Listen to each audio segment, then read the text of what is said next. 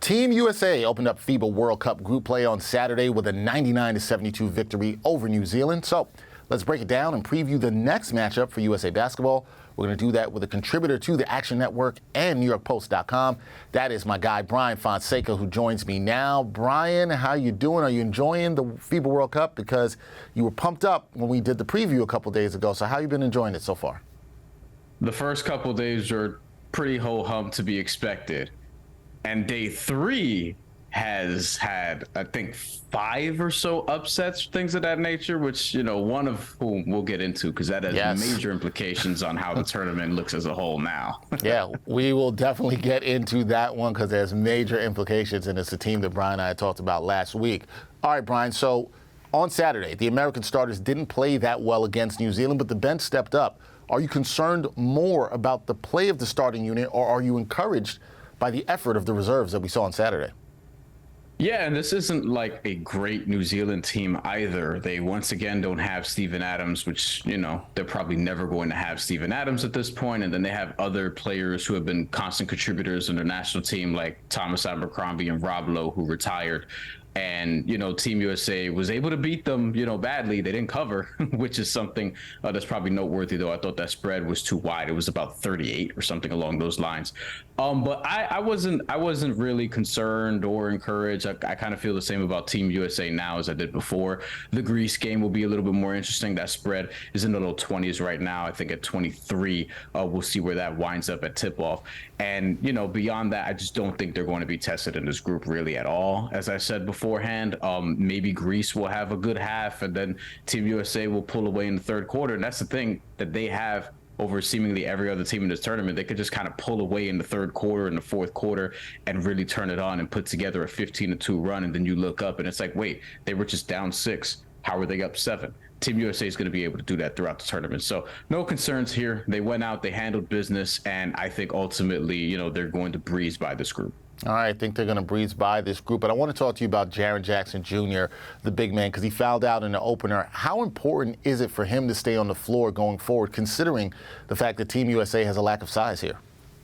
Yeah, I thought I was watching Jaron Jackson Jr. from the regular season in the NBA. I was like, oh, he fouled out? Oh, man, like we're back. You know what I mean? Mid-season form here. But I think Jaron Jackson Jr., no, great defensive player, obviously. But yeah, they're going to need him on the floor. I mean, you don't want to put Walker Kessler in a spot where you're in the semifinals against one of the really good teams in this tournament. We were talking about Spain earlier before we got on here. Is a team that I haven't mentioned a lot, but they're sort of sneaky under the radar, somebody who can challenge Team USA potentially because they won the last World Cup, even though I don't think they're as good as they were in 2019, Spain, that is. And then, you know, Germany, who Team USA kind of struggled with before the World Cup started, went out and beat Australia today without Franz Wagner. So, you know, later on, you're going to be in those precarious situations. You want to throw Walker Kessler out there? Do you want to throw Bobby Portis out there, who, you know, quality center, not really a defensive stopper necessarily. So Jaron Jackson Jr., yeah, he's going to have to try to remain out of foul trouble here. People got to remember, these are not 6 foul sort of opportunities. You get 5 fouls and you're done. It's kind of college style. So if you get 2 fouls early, that could really impact the rest of the game. Yeah, absolutely can. 5 fouls in the international game, not 6 as in the NBA. All right, the Americans, you mentioned this, they're right back at it on Monday morning when they play Greece. What are the keys to Team USA improving to 2-0 in group play with a win over the Greeks? I don't feel like they've gotten off to great starts in some of these games, as we just talked about. Like, they're able to turn it on in the second half, but part of the reason they have to and they keep putting themselves in that position is because they haven't had great first halves. So maybe get off to a little bit of a better start. They're able to get clean looks. Greece doesn't have Giannis Antetokounmpo. They have his brother. They have Thanasis on this team, but they're just not quite as good. I think Team USA being around a 21, 22, 23-point favorite is fair. I think that's where it is now, where it's going to land at the end of this. So I think Team USA ultimately will put together a couple runs, but eager to see if they get off to a better start here, because this is the best team that they're going to see in group play, because after this, they're going to play Jordan, who is represented by Rondae Hollis-Jefferson, who was getting Kobe Bryant comparisons over the week. I don't know if you saw that, Dex, the highlight film. As much as I love Rondae Hollis-Jefferson, I would not call him Kobe Bryant, but hey, I'm glad that he's been able to have this resurgence, because the last couple of years he's been playing well in Europe and in Puerto Rico. But Team USA is not really going to struggle much here, I don't think, or at least they shouldn't. We'll see how far Greece can sort of push them. And then beyond this, as I mentioned before, you're looking at in round 2, a matchup with Lithuania that's going to be interesting that I would have on the radar. See, speaking of size, how they're going to deal with Jonas Valanciunas on the interior, because that's the guy who's really going to test Jaron Jackson Jr. when it comes to it. Yeah, we'll see how that goes. 8:40 a.m. tip-off against Greece on Monday for Team USA. And before we get out of here, I got to ask Bryan this, because when we did the preview, Bryan predicted that France would win the 2023 FIBA World Cup. Yes, However, France is out of here. They've been knocked out of the tournament after just 2 games. They got smacked by Canada, and then they fall to Latvia.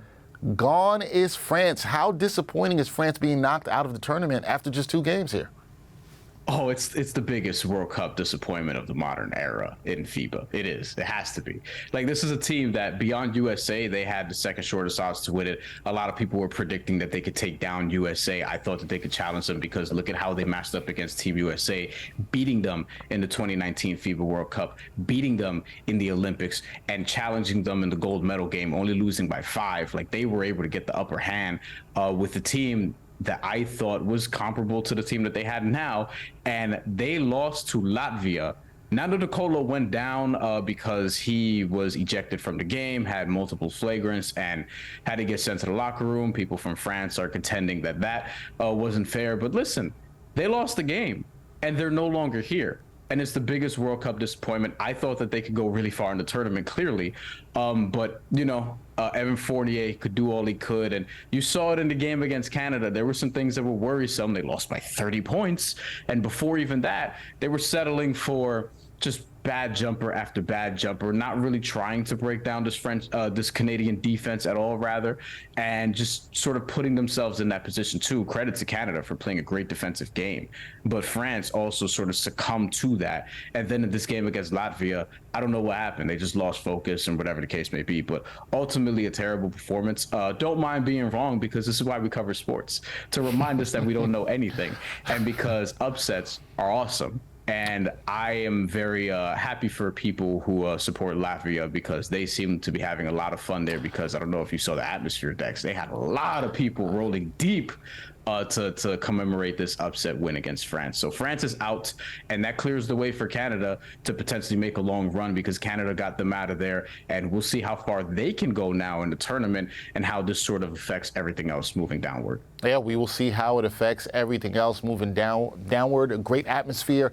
at the FIBA World Cup thus far. As Bryan said, pretty crazy day on day 3 of the tournament. USA back in action on Monday against Greece. I will be connecting with Bryan again after that game to break that one down. That is Bryan Fonseca of the Action Network and NewYorkPost.com. Bryan, thank you for the time to break down the insight. We will talk tomorrow.